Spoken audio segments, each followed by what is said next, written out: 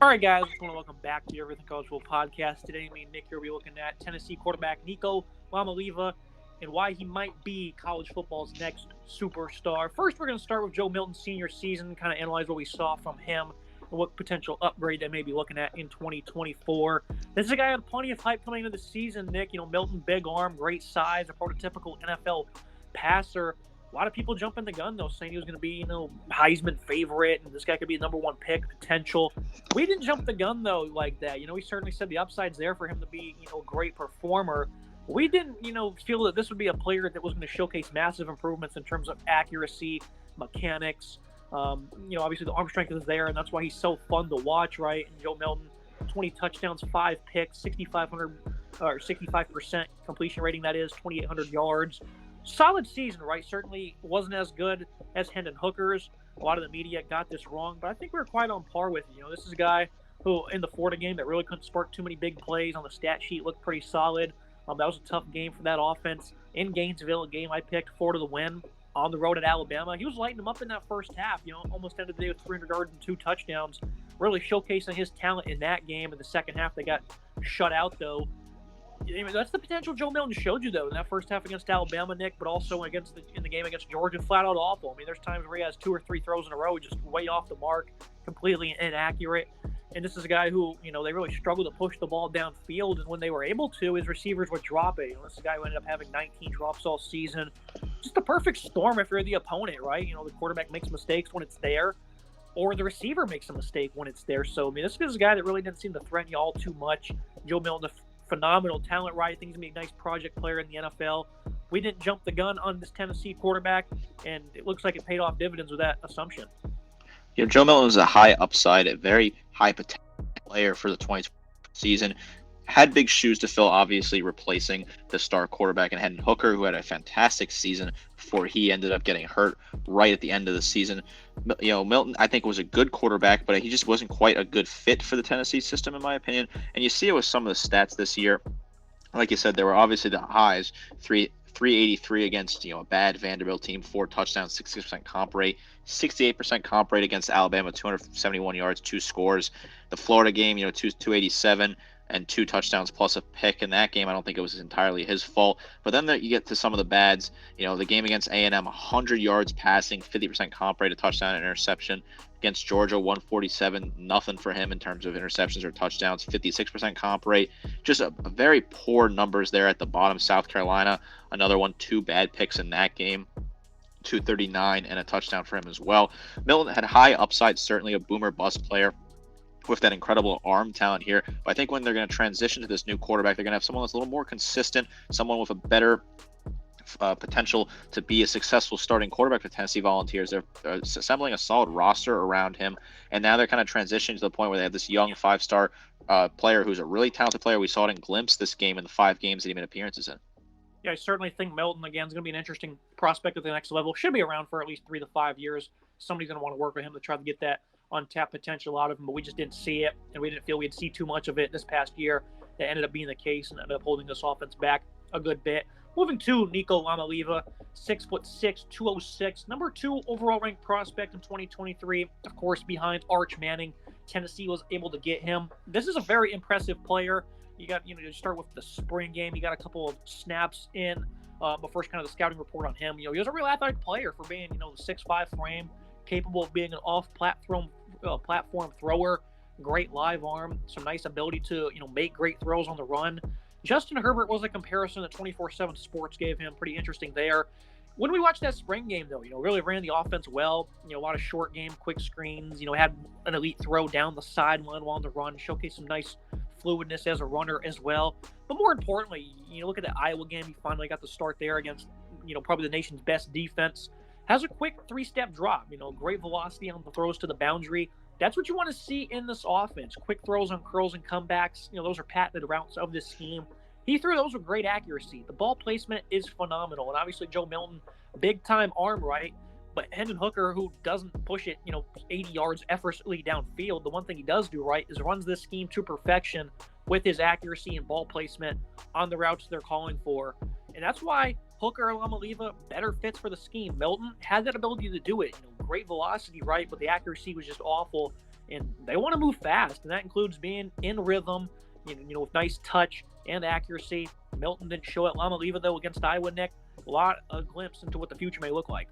The future looks very positive. You're a Vols fan. Iamaleava coming out of high school, 5-star, 100 rated prospect by 247, 100 out of 100 for him at 247. Number 2 quarterback, number 2 player in the class, right behind, like you said, Arch Manning, a really talented player. I love the size, 6'6", 206, fantastic size.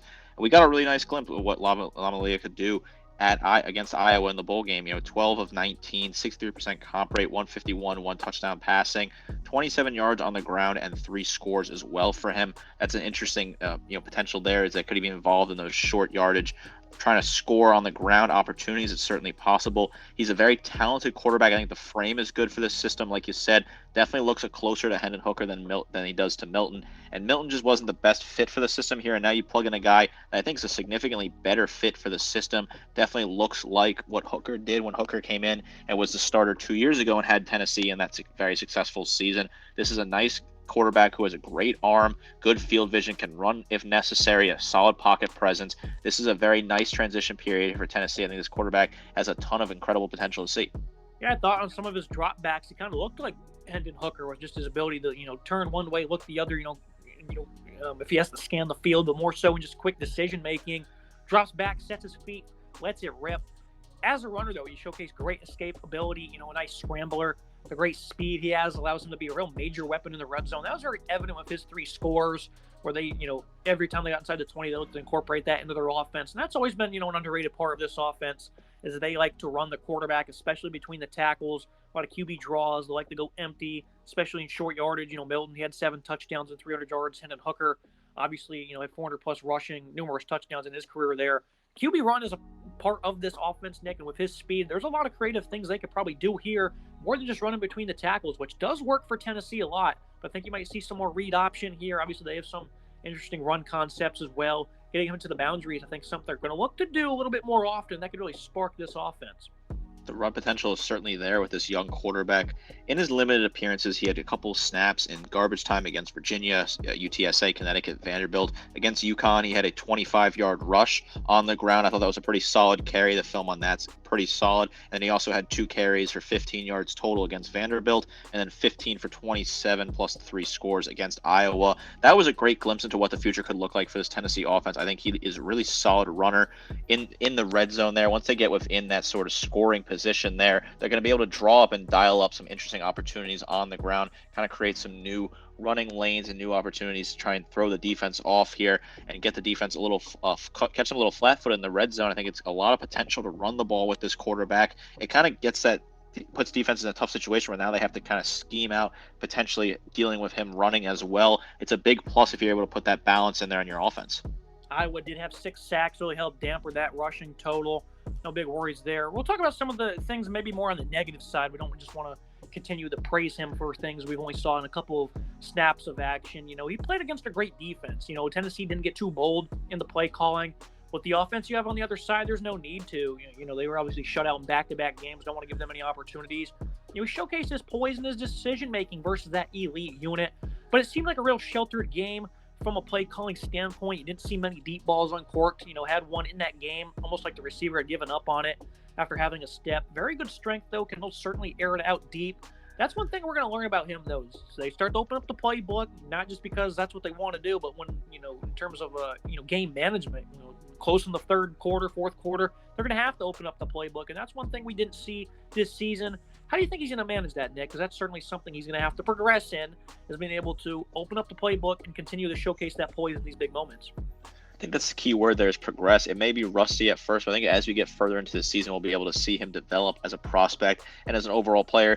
You're right that, the playbook was certainly cautious in the game against Iowa, and you really don't blame them considering you knew that Iowa's offense really wasn't going to be able to do a whole lot. If you're able to score early, you probably don't want to be doing anything crazy. You just want to play something comfortable, keep him comfortable in the pocket, kind of just play to his strengths there. We saw a lot of them. Sure, what is his key, strengths there? Playing shorter passes over the middle, nice crossing routes. Didn't see a whole lot of the deep ball.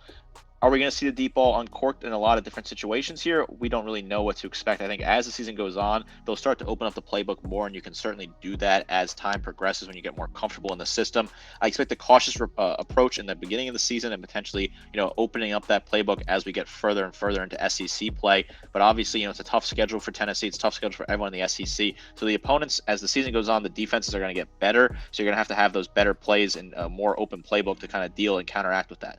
Yeah, some other things we're going to learn as, he plays more that are currently unknowns. Pre-snap recognitions, that's always a big issue for a young quarterback, especially in this conference. A lot of, NFL-like, blitz packages and whatnot, pre-snap movement you're going to see. So we certainly want to see how he adapts to that. How is he going to respond to great defensive minds adjusting as the game goes on? Joe Milton was flaming Alabama for the first half. After that, nothing. He did not adjust one bit. And obviously in this scheme, it's also just on coaching as well, not so much the quarterback. He was unable to step up and make plays. How will Nico be able to do that? How will he work the middle of the field? It's not something really Tennessee does a whole lot. They obviously love to work outside the numbers, run the ball between the tackles. But this guy has the arm strength. You can be able to work the middle of the field, and I think that's going to be a part of trying to adjust is, running a variety of different routes. Because I didn't see him work the middle of the field very much against Iowa again. Bit of a more sheltered playbook approach. But these are just things we didn't see yet, and we're very interested to see, how those may play out in 2024. I think it's certainly something you have to keep an eye on and watch to see how it plays. I think there's a whole lot of potential, high upside here. But obviously, when you enter into the college game from the high school game, you're going to be playing against tougher defenses, better looks, guys that are going to be able to read you a little bit better here. He needs to be able to go out there and have a good read on the field, be able to call audibles if necessary, and design and make sure he doesn't throw the ball into tight areas. We've seen it with some other quarterbacks in the past where they have tough starts in their college career where they throw a few picks in the early games, but as the season goes on, they get more comfortable, get better at reading those defenses. I wouldn't put it out of the question that he makes a few mistakes early on, but I think this is a kid that can learn and develop as the season goes on. I think I did see a couple of plays in that game where you looked to kind of abandon the pocket if the first or second read wasn't available. Didn't see it too many times. That's certainly a habit, though, you want to try to eliminate as early as possible. Biggest thing I also want to see is that big moment poise. Hendon Hooker had great maturity, really helped him, will his team over 60 minutes for 12 weeks. Obviously, that guy was around a long time. He's one of the older quarterbacks on the circuit when he was playing. But big moment poise, that's certainly going to be one thing that we are interested to find out. I think final thoughts, overall, this is a very shifty, crafty player. Has the ball placement to thrive in this scheme, should load up the stat sheet. I think UT is going to incorporate plenty more designed runs that's going to utilize his speed. We've seen plenty of QB run from Tennessee, but more so attacking the middle of the defense and also getting to the boundary. I think he's going to be a highlight machine in 2024. I think this is a player who has Johnny Manziel type potential, Nick. He's obviously a great teammate. A lot of people loved watching his highlights from high school and specific camps and whatnot for, his extravagant character. I think this is a player who has all the potential in the world, especially in this scheme, to be a big-time playmaker. I think Tennessee is incredibly glad to have him. His pass catchers are going to have to step up, though. They weren't all that great this past season. Getting a handful of those guys back, along with some new additions, I think if this offensive line can hold up, Nico, he's going to progress at a very high rate. I'm very excited to see what he does this season. Again, highlight machine for 2024. Josh Heupel in Tennessee got an incredible quarterback grabbing Nico, number 2 player nationally during his cycle. He's shown a lot of bright spots in his early games, looked good in the game against Iowa. He's going to have a lot of potential to play with here. A very talented runner, like you said, a shifty player, a highlight machine. Tennessee's offense, if the wide receivers can be able to make sure they can haul those catches in, avoid drops, and get open and run the routes properly, Tennessee can be a force to be reckoned with on offense this year in the SEC. That'll be it for today's episode. As always, Nick, I appreciate you joining me. This offense went from 46 points a game down to 32, and a big reason for that was the passing attack just not living up to par. I think that's certainly going to be something that we see different of this upcoming season. Final thoughts. I know it's only January, but, what do you think about this Tennessee passing attack going into the fall? I certainly think it will be closer to the Hendon Hooker passing attack than the Joe Milton. 46 points per game. I don't think they'll quite get that high, but they could easily get, up to 38, 40 points per game under this new setup with this quarterback here. I think he's a fantastic young player. I think Nico's a very talented player who looks great in the pocket. 6'6", 206. Great height and size there. Perfect quarterback to plug in for the system. Make sure you guys like, comment, subscribe. See you next time.